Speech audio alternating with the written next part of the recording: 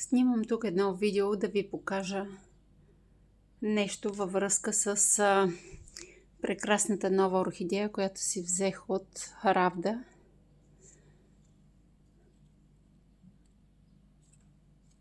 Това е химера. Химера означава, за който не знае, че хибридът се е разпаднал на родителите си и едната част показва какъв е бил поне един от родителите. Страхотна е тази химера. Те всичките са страхотни, поне аз много ги харесвам. Харесвам ги повече от пелориците. Защо всъщност се снимам тази орхидея? Още на витрината в магазина видях, че тази орхидея е измръзнала. И после по листата си лича, ето едемите тук от измръзването. Ето тук тази.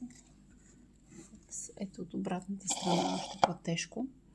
Но там не я вадих да я погледна.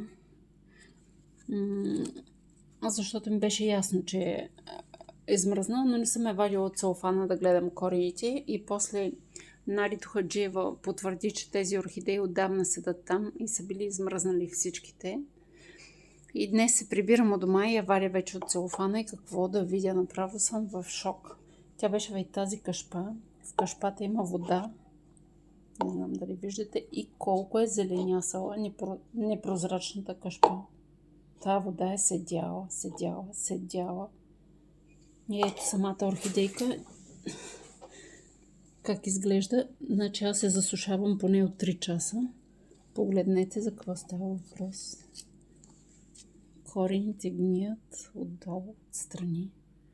Значи това, което супер много ме възмущава е как хора, които имат цветарски магазин или работят в цветарски магазин, но просто не могат да гледат растения.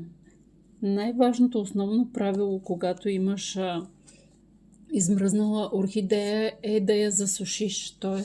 силно да намалиш поливането. Тази орхидея измръзналата да оставиш да кисне във вода, докато и зеленяса вътре кашпата чак и изгният корените, е някакво пълно самоубийство.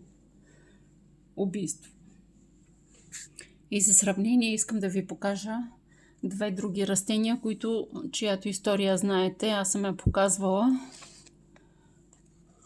Които купих измръзнали от половин година. При мен здрава, хубава орхидея няма. Всичко е измръзнало. И да ви покажа как се справям.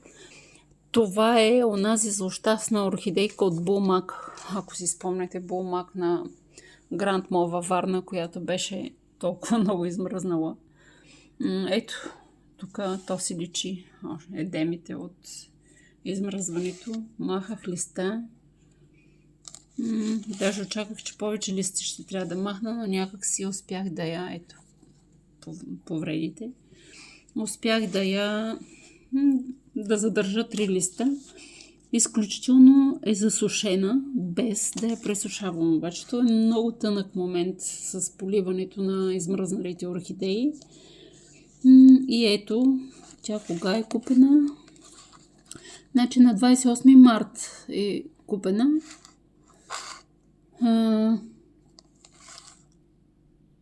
Да, на 27 даже. И ето какво е състоянието в момента. Ето тук показвам, вече е тръгнала да развива коренче. И тук долу също има ново коренче. 3 листа успях да ги запазя. Не ги засуши. Освен ония 3, които махнах. Ето отдолу какво е състоянието. И горе вече на 2 места виждам по шийката. Избиват нови коренчета.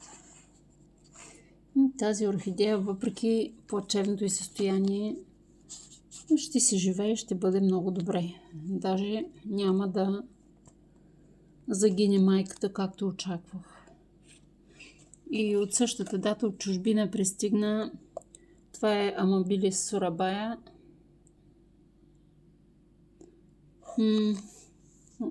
Също измръзнала, рязах тук листа, то се личеше. Този беше много повреден, остана на едни такива петна. То се личи по гръбевинките, повредите от измръзването. Това, което той измръзна тук цветоносчето, беше с 2 пъпчици, но измръзна. Но ето показвам, тук тръгва да развива нова пъпка. От задната страна нова пъпка. И коренчетата, ето в какво състояние са.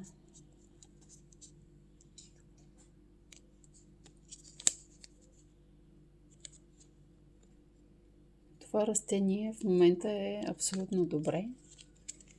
Все още ще продължавам да съм много внимателна с поливането. Ако виждате колко е сухо в момента. Защото тези растения, които са с увредени